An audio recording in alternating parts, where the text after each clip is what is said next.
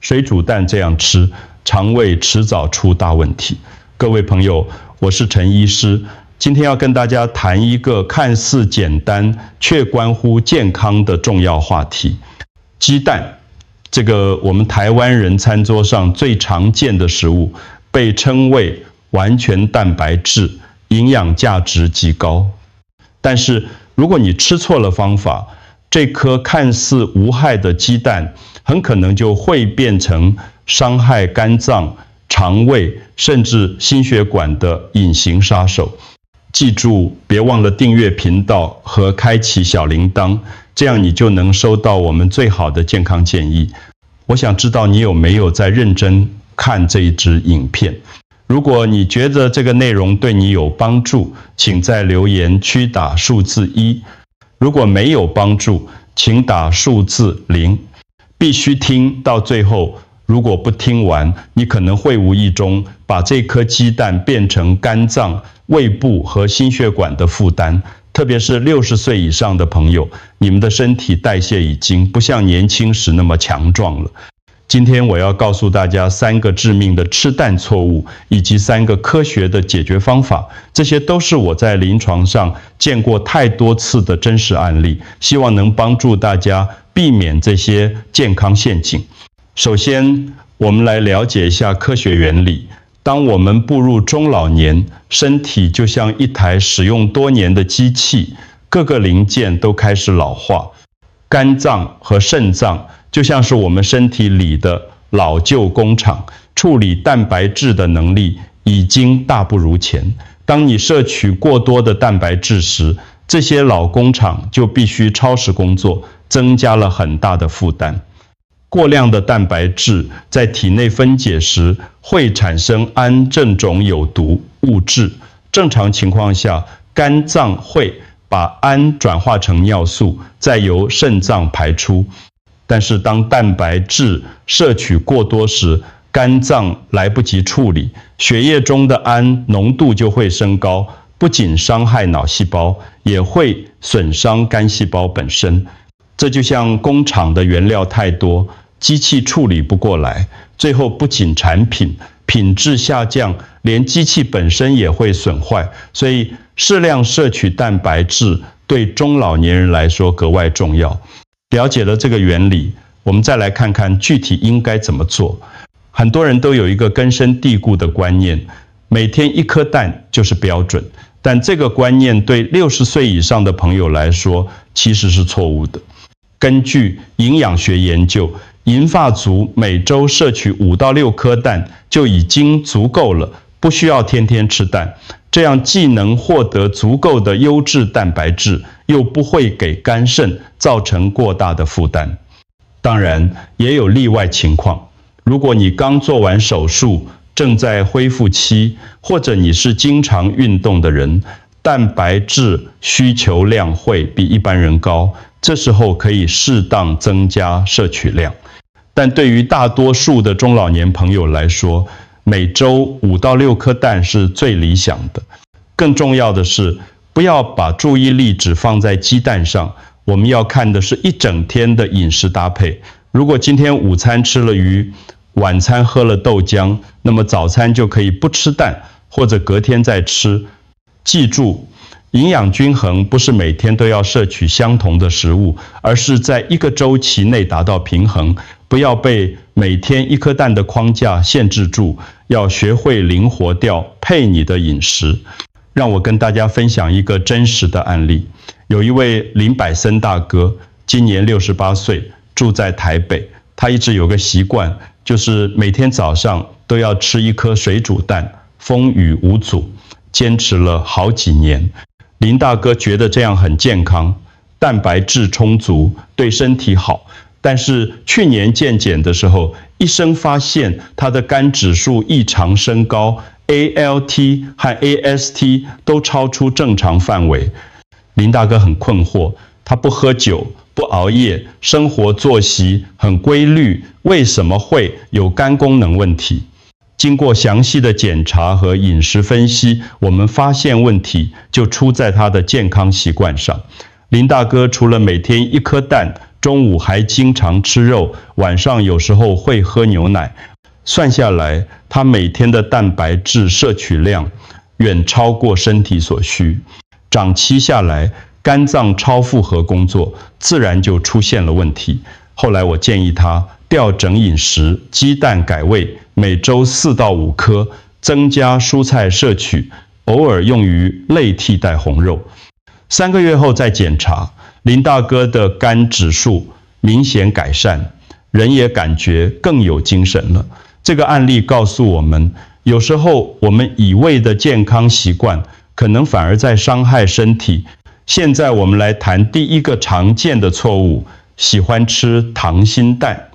很多朋友喜欢蛋黄半生不熟的口感，觉得这样比较嫩滑，营养也比较不会流失。但是这样做其实隐藏着很大的健康风险。鸡蛋里可能含有沙门氏菌，这种细菌在常温下会快速繁殖，而且对人体有害。要完全杀死这些细菌，蛋白和蛋黄的中心温度必须达到70度以上，并且持续加热几分钟。溏心蛋的蛋黄中心温度通常只有60度左右，无法完全杀菌。尤其是中老年人，免疫系统不如年轻人强壮，一旦感染沙门氏菌，可能引起严重的肠胃炎，甚至败血症。症状包括发烧、腹泻、呕吐，对身体虚弱的长者来说，这可能是很危险的。所以，除非你买的是经过巴氏杀菌处理的鸡蛋，否则不建议吃溏心蛋。安全第一，健康比口感更重要。我们要学会在美味和安全之间做出明智的选择。那么怎么样才能安全地享用鸡蛋呢？让我教大家正确的方法。首先，选择鸡蛋的时候要注意，如果你真的很想吃溏心蛋，一定要买经过巴氏杀菌处理的鸡蛋。这种鸡蛋在包装上会有明确标示，价格会稍微贵一些，但安全性大大提高。对于一般的鸡蛋，最安全的做法就是完全煮熟，水煮蛋要煮8到10分钟，确保蛋白凝固，蛋黄也完全熟透。煎蛋的话，两面都要煎到金黄色，蛋黄不能流动。有些朋友担心煮太久会破坏营养，其实鸡蛋的主要营养成分蛋白质、脂肪、维生素，在正常的烹调温度下是很稳定的，不会有太大损失。相比营养的微量损失，食品安全更重要。就像我常跟病人说的，吃溏心蛋就像玩健康轮盘赌，你永远不知道这一次会不会中奖。为了家人和自己的健康，选择安全的烹调方式才是明智的决定。记住，健康没有捷径，安全第一。第二个常见错误是把煮好的鸡蛋放在冰箱里过夜，隔天再吃。很多长辈有节俭的习惯，一次煮好几颗蛋，吃不完就放冰箱保存。这个习惯看似合理，实际上却有健康隐患。即使放在冰箱里，细菌依然会繁殖，只是速度比较慢而已。而且鸡蛋煮熟后，蛋壳上的保护膜被破坏，细菌更容易入侵。更危险的是，很多人会用微波炉重新加热隔夜蛋，微波加热不均匀，可能造成蛋白质变性，产生一些对肠胃有害的物质，增加消化负担。长期吃隔夜蛋，可能导致肠胃不适、消化不良，甚至肠胃炎，特别是肠胃功能本来就比较弱的中老年人，更容易出现问题。所以最好的做法是现煮现吃。如果真的要保存，建议在24小时内食用完毕，而且重新加热时要用蒸的方式，确保受热均匀。第三个错误是空腹吃鸡蛋，这是很多人早餐的习惯。起床后直接吃个水煮蛋，以为这样可以快速补充蛋白质，但这样做其实是很大的浪费。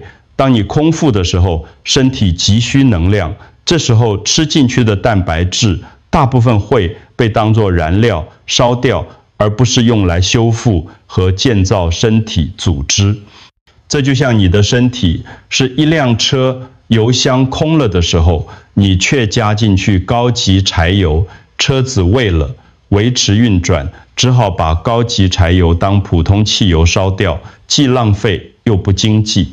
正确的做法是，早上起床后先喝一杯温水，然后吃一点碳水化合物，比如小分量的糙米粥或者一片全麦面包，等10到15分钟后再吃鸡蛋。这样做的好处是，碳水化合物先提供了身体所需的基础能量，蛋白质就可以专心做它该做的工作，修复细胞，维持肌肉量，提升免疫力。记住，身体需要的是均衡营养，不是单一营养素的轰炸，合理的搭配才能让每一种营养都发挥最大的作用。还有一个流传很广的说法，鸡蛋和豆浆不能一起吃，会相克。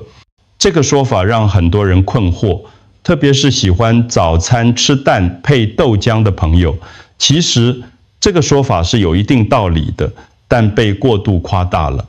真正的问题不在于鸡蛋和豆浆本身，而在于豆浆有酶、有煮熟，生豆浆含有胰蛋白酶抑制剂，这个种物质会影响蛋白质的消化吸收。如果豆浆酶有充分加热，确实会影响鸡蛋蛋白质的吸收，但是只要豆浆完全煮沸，并且持续煮5分钟以上，胰蛋白酶抑制剂就会被破坏，不会再有这个问题。所以鸡蛋配豆浆并不是绝对禁忌，关键是要确保豆浆煮熟。如果你是买市售的豆浆，通常都经过高温处理，可以放心饮用。不要被一些似是而非的食物相克，理论下到科学的态度是了解背后的原理，然后采取正确的处理方式，而不是一味的回避。让我再分享另一个案例，陈美霞阿姨65岁，住在台中。她有个习惯，就是喜欢一次煮很多水煮蛋，放在冰箱里慢慢吃。陈阿姨觉得这样很方便，早上赶时间的时候，从冰箱拿一颗蛋就可以当早餐。但是她发现吃了隔夜蛋之后，经常会肚子胀气、不舒服，有时候还会轻微腹泻。一开始她以为是肠胃老化的正常现象，也没太在意。直到有一次症状比较严重，来看诊的时候提到这个问题。经过询问，我发现问题就出在她的饮食习惯上，隔夜蛋加上微波加热，对肠胃造成了负担。我建议她改变做法，需要的时候再煮。如果真的要重新加热，用电锅蒸比较好。陈阿姨刚开始觉得麻烦，但是为了健康，还是照做了。没想到改变后，肠胃不适的问题真的改善了很多，整个人的消化状况都变好了。她后来跟我说，医师，原来我一直以为自己在养生，结果却在伤害身体。幸好有你提醒，让我知道什么是真正对身体好的做法。很多人对蛋黄有误解，认为胆固醇高的人就不能吃蛋黄，这个观念需要更新。首先，我们身体里80%的胆固醇是肝脏自行合成的，只有20%来自食物。而且鸡蛋中含有卵磷脂，这是一种天然的血管清道夫，可以帮助清理血管壁上的沉积物。更重要的是，蛋黄含有丰富的营养素，维生素 A、D、E、K 都是脂溶性维生素，主要存在于蛋黄中，还有叶黄素和玉米黄素，对眼睛健康很重要，特别是预防黄斑部病变。如果只吃蛋白不吃蛋黄，就像买了一台电脑却只用键盘，浪费了最精华的部分。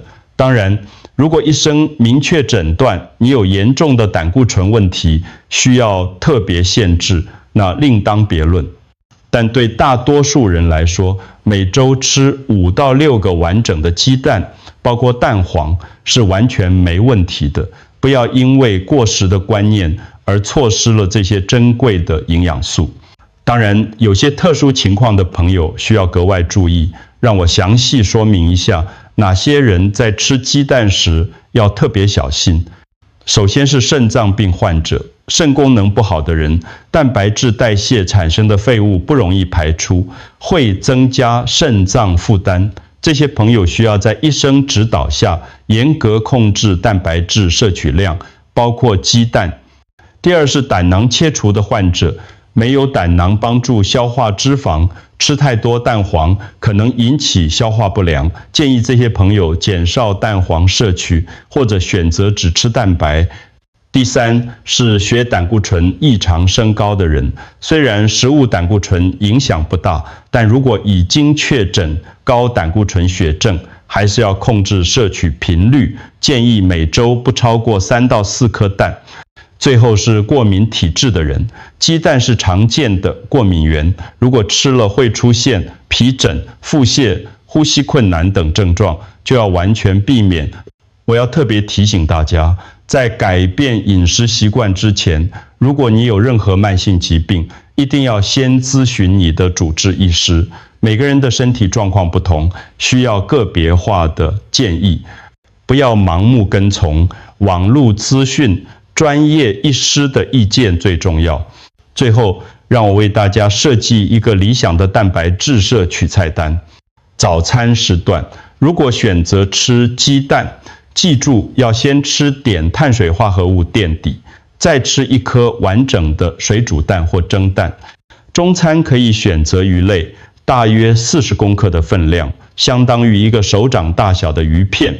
鱼肉含有优质蛋白质和 Omega-3 脂肪酸，对心血管很有益。